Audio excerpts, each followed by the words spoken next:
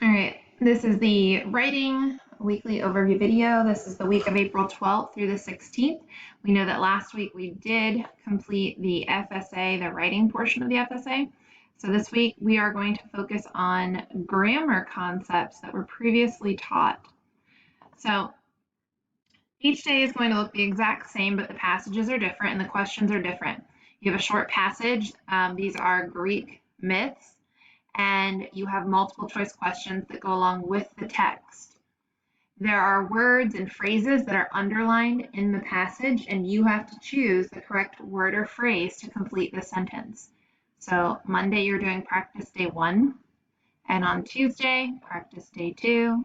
Wednesday, again, these are all different passages, but the same exact format each day.